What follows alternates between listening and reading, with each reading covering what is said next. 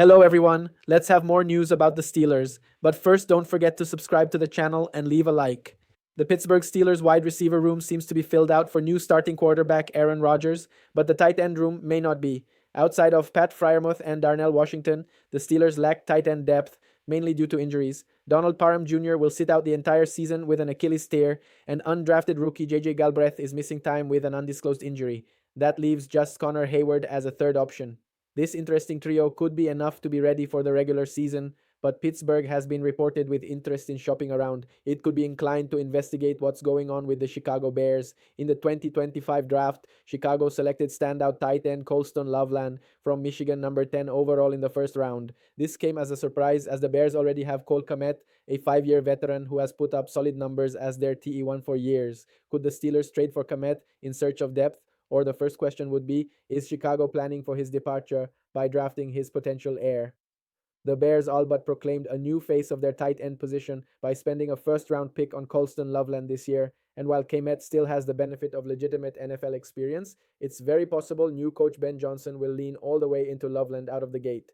CBS Sports' Cody Benjamin says. In that case, perhaps the Steelers would be interested in pairing Kmet with Pat Fryermuth, especially if the price is lower than, say, acquiring Kyle Pitts from the Atlanta Falcons. Pittsburgh was also rumored to be considering Miami Dolphins tight end Jonnu Smith, which tells us there is some serious interest in the position.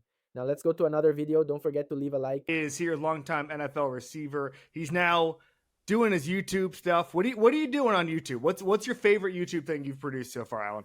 Honestly, I like some of the food content. For me, being able to, I'm a big foodie. Although I do try to eat healthy, so sometimes it can kind of be hit or miss, but I do enjoy it, being able to go to some of my more favorite food spots and also just some different spots in general. Like I'm about to drop during the playoff series between the Pacers and the Knicks. I went to a throwback store in the city.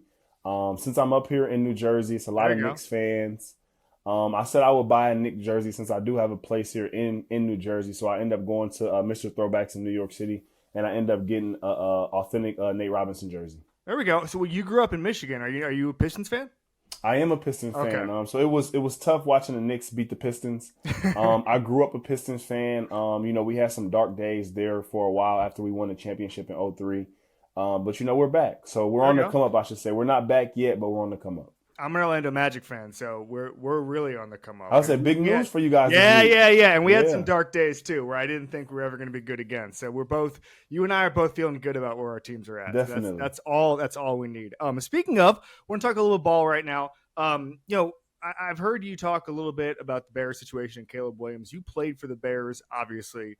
You know what that city is like, that franchise is like, and to me, I always think they need a culture changer at quarterback who's going to change everything for them. A guy like Mahomes, a guy like Josh Allen, where any problem they've had over the past couple decades gets solved by one guy. If Caleb Williams is going to do that, Alan, knowing what you know about the Bears, knowing what you know about that franchise, he needs to do what with Ben Johnson? Again, I think you spoke to right there a pivotal thing that they have as well as Ben Johnson. I think in the city of Chicago, when you think of some of the best Chicago teams, I think that something that pops in my head immediately is also coaching. Yep. I know when I was there, we had Matt Nagy. We had a good stint as far as going to the playoffs and things like that, So last year they had Caleb, now they also have their guy, calling the plays and stuff in Ben Johnson, So for them having and being able to create the relationship that everybody think that they can, I think they'll have some good days ahead of them. As long as Caleb, just, continues to do his thing, keep his head down and continue to put in the work, I think that everything will kind of come to fruition. Chicago is one of those cities where they want to see the guys working. They want to see the guys playing hard, and again, to me, it was my favorite place that I've played so far. It's a city that has football, basketball, baseball, hockey, so it's a sports town. And, when you're playing in a city like that, man, it's phenomenal when you're winning. I hate to do this, but we love to tell stories here. Give me your perspective. Where were you for the double doink? I was sitting on the Gatorade coolers. I remember like it was yesterday. So, well, for me, sometimes the bench area can get a little crowded. Yes. So for me, sometimes like I'll just kind of go over, grab a water typically, and I'll just kind of sit on the cooler that's like right by where the water and stuff is. Normally, it's a little bit more space once we kind of get our coaching points and stuff and come up to the sideline. So in that particular instance, We had just got down there. I forget what yard line we were at, but we had a phenomenal 2 minute drive, and I came back and kind of got my normal seat, which was by the Gatorade coolers.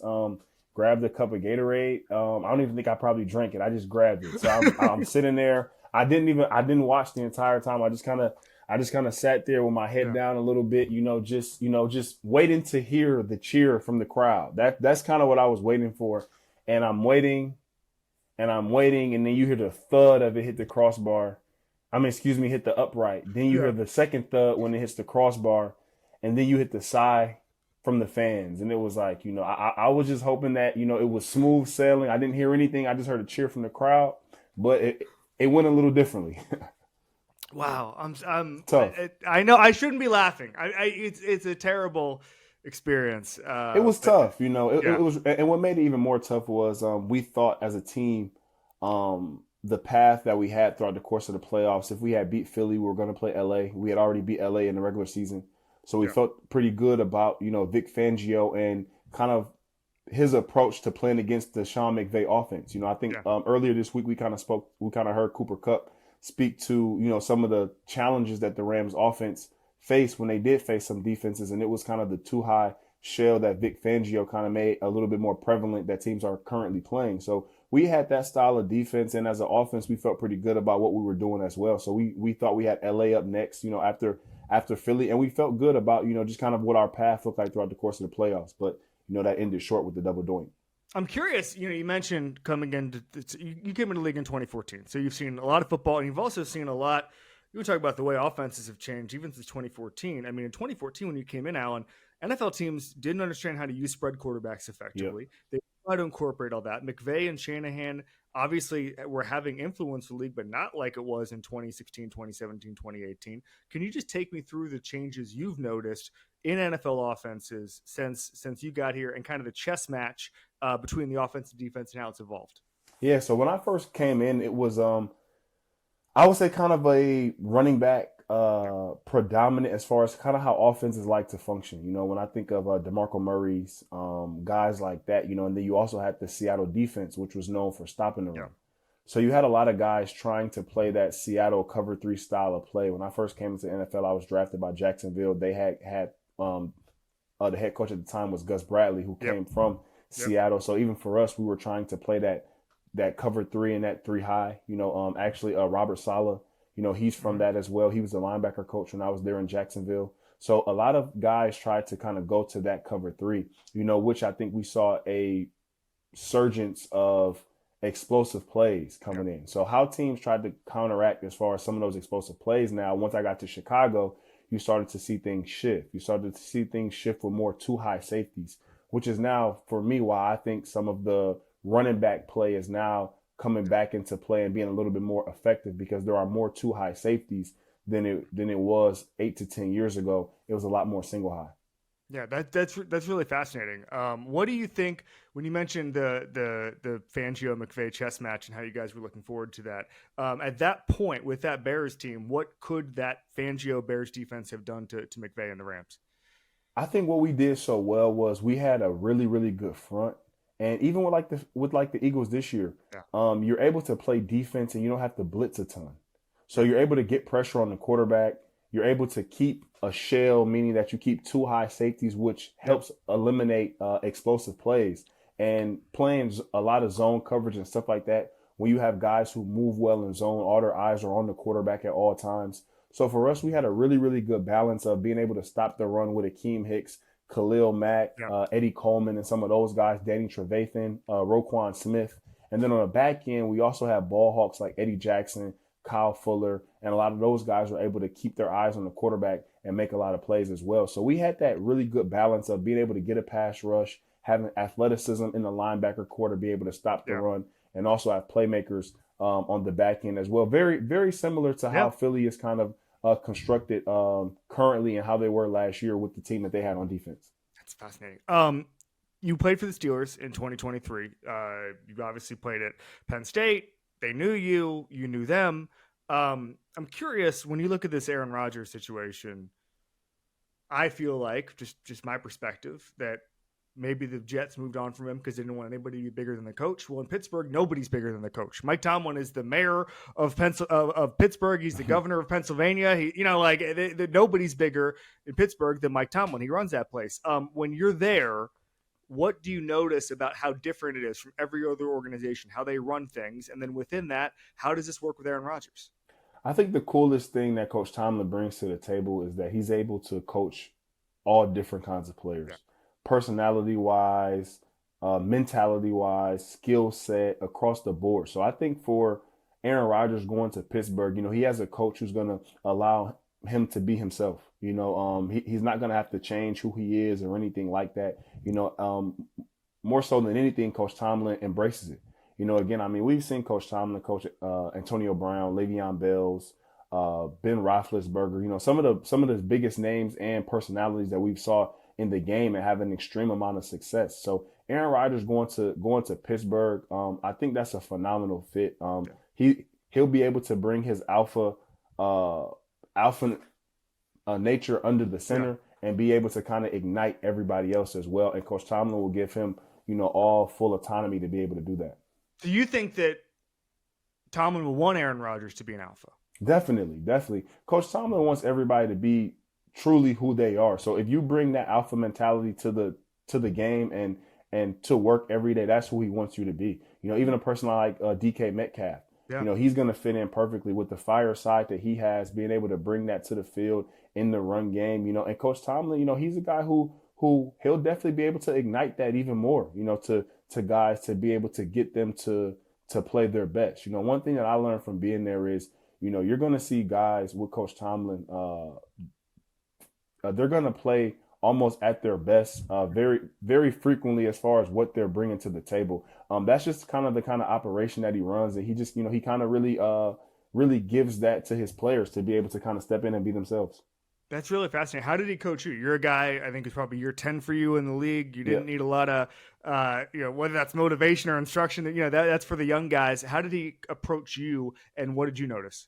Yeah, from the time I got traded there, from the first meeting we had or that I had with him, he told me to just be myself. Yeah. Be myself. Everything that he had saw on film and things like that, and personality wise that he had saw and heard about me, he said, bring that, whoever you are and the best version of yourself, bring that each and every day, and we'll fit around that, and I think that hearing that as a veteran, you step into a place where you aren't really stepping on eggshells at all. If you're a vocal leader, come in and be a vocal leader.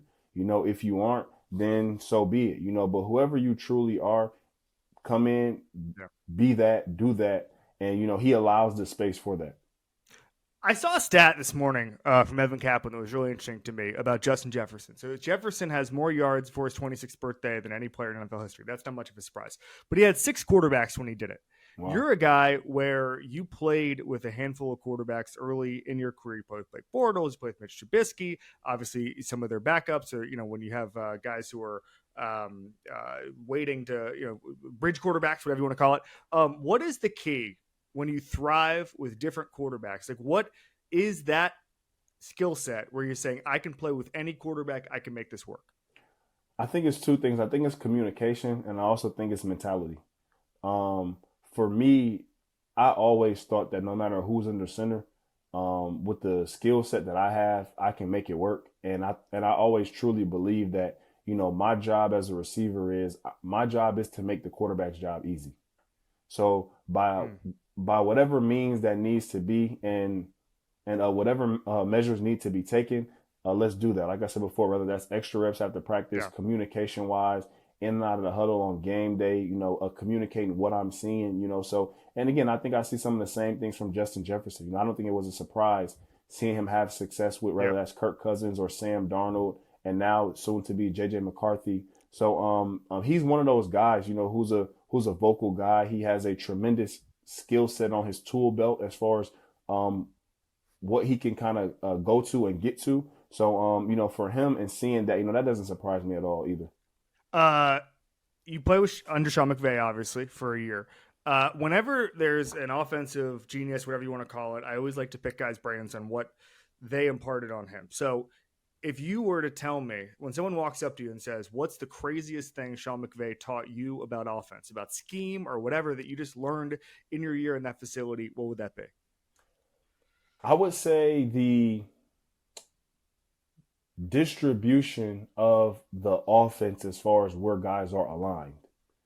I think that he does a phenomenal job of the entire field is always open. And when I say always open, meaning that some guys who have X receivers and other receivers who have, number plus splits 90% of the time, you aren't going to run. It's only so many deep outs that you can run. But now if you cut that split, it kind of tips the defense off a little bit. But for Sean McVay, he gives guys advantage to be able to run every different cut, which is more so kind of like inside edge of the numbers, or maybe even more a little bit reduced. So every time guys are lining up for a cornerback standpoint, they have to guard the corner, they have to guard the post, they have to guard the curl, they have to guard the go route. And also being able to, I think he was one of the guys who really transcended out motions and fast out motions, because a lot of people didn't have the confidence in players being able to get adapted to the snap count when they aren't seeing the ball or have their eyes toward the quarterback. So you'll see Sean McVay was one of the first people who would actually motion a receiver from inside out to then run maybe a go ball, to run a deep out, to run a deep comeback, and we see Tutu Atwell and Puka Nakua and a lot of guys do that as well. And I think that was something that was, for me, when I got there, was something rare that I didn't really see that much at all. And now we see it a little bit more prevalent now as far as across the NFL with teams running those out motions. So you're saying that the front end that basically you're able to run the entire route tree? Is that you're able to run the entire route tree? And that's typically all the receivers. There are a few instances, maybe third down or something, where you'll see a guy, kind of split out wide or pretty wide. But for the most part, all guys will be able to cross the field. All guys will be able to break out. All guys will be able to go deep. And that's more so from a split standpoint, as opposed to where you have a lot of teams where if you have somebody who's outside the numbers a lot, for the most part that they can't, it's only so many outbreaking routes that you can run, which is typically just a comeback. Right. Wow. Fascinating. Let's do some rapid fire here. Most underrated guy you played with in your career? Most underrated guy I played with in my career, I would say David Montgomery, because I played with him twice in my career. And even when we were in Chicago, I thought he had a tremendous skill set just as far as his ability to break tackles, his ability to make plays out the backfield. I was a person when I was in Chicago, where I would always just kind of preach to, the staff and David as well to just, let's focus on getting David touches, even if they're not coming specifically in the run game.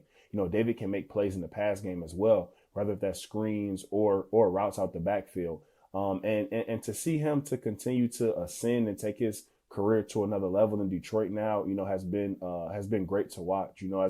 As a person who's a veteran and when you play with guys and see them coming in as rookies, to see them fully develop and have a great career, I think that David has always been undervalued and underappreciated.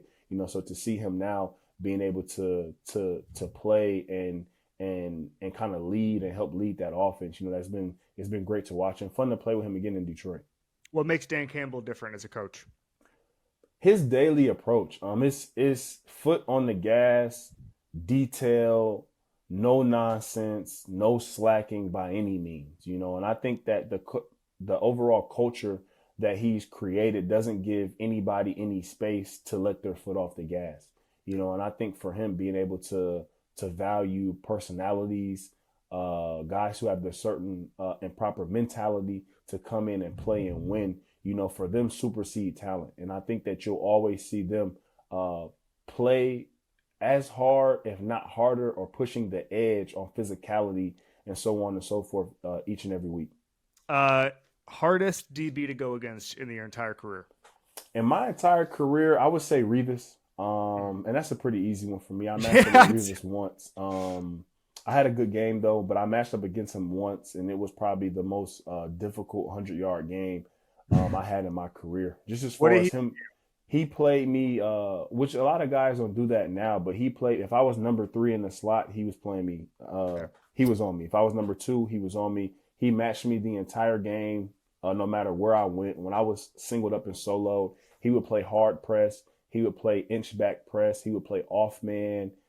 He would quick jam. He would fake quick jams, inside leverage, outside leverage. So I was seeing a little bit of something different every single snap. And for me as a young player, slowed me down a little bit just because I kind of got to playing as far as seeing how he was going to play, and then even kind of talking to him after the game. And we kind of just talked some ball and we exchanged jerseys. And I thought that helped my game a lot because, one thing that I learned from that game was, from that point forward, when it came to press coverage and press man to man, I wanted to make sure that I was in the driver's seat 100% of the time. When you talked ball at the end of the game, did he help you?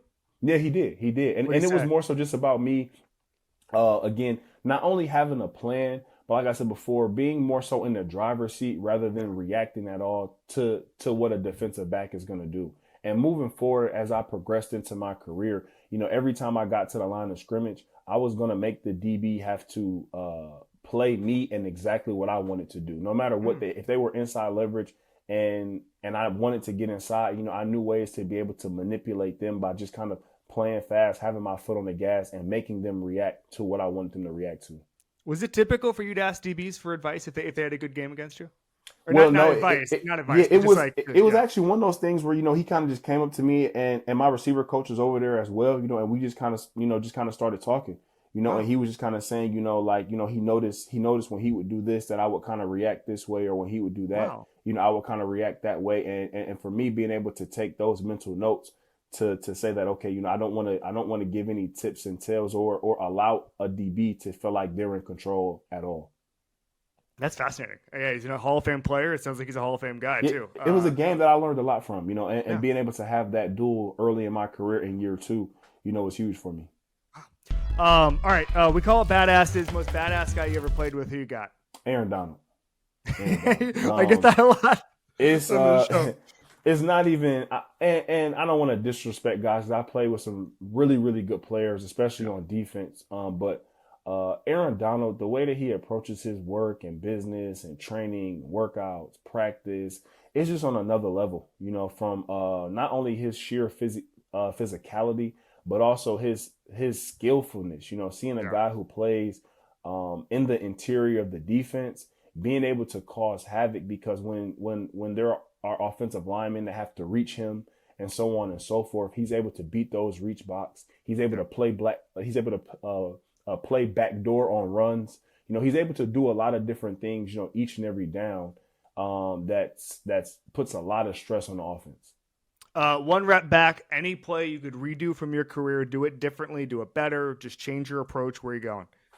Any play that I could do differently? That's a great question. I probably would say, I don't know, now that you've mentioned it, maybe a play in the game that we had to double doink, being able to, I don't know, maybe get a few more yards. We had our special teams coach last year, Coach Phipp in Detroit, was a special teams coach in Philly.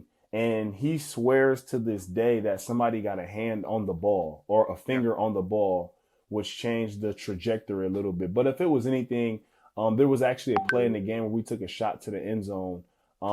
If I could have maybe, communicated to Mitch to maybe allow me to have that shot to the end zone and be able to come down and make a play so that we aren't in that double doink situation, because I thought that we would have had a historic year in Chicago if we had got past that game.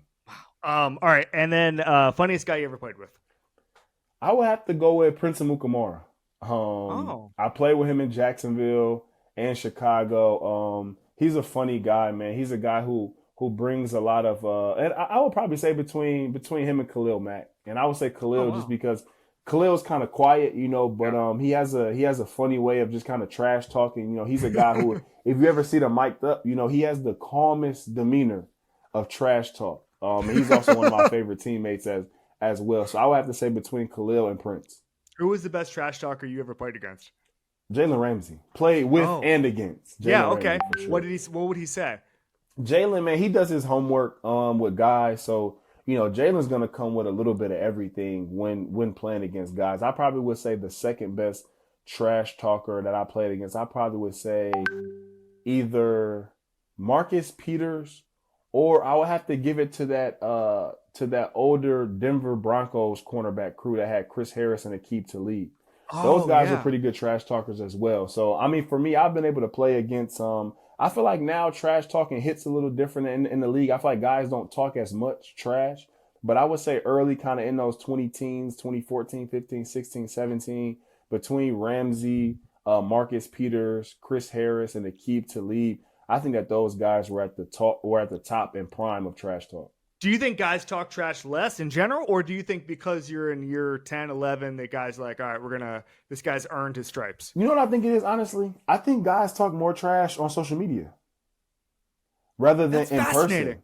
I feel like the older, when I say older, I'm not, I don't want to, I want to be respectful. I'm saying older Yeah. of guys between the Aqib Talibs and Chris Harris and Marcus Peters.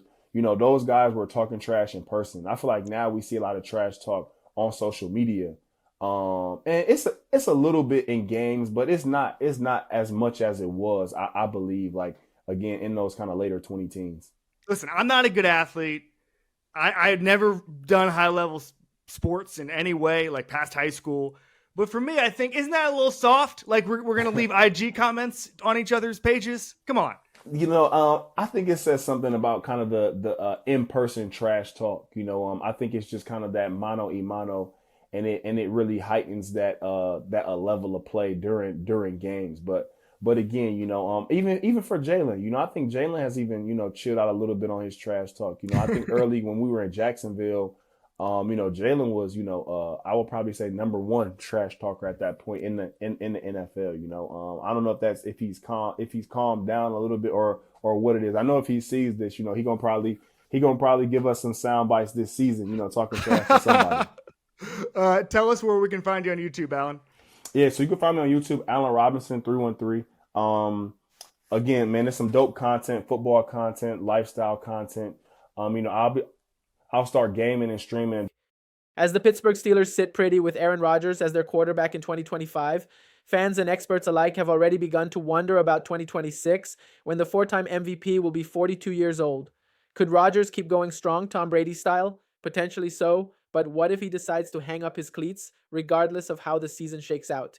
Who could be slinging passes for the Steelers next fall? Well, while discussing that very topic on Inside the NFL, ESPN's Kevin Clark put a new name into consideration: struggling 2023 Indianapolis Colts first-round pick Anthony Richardson.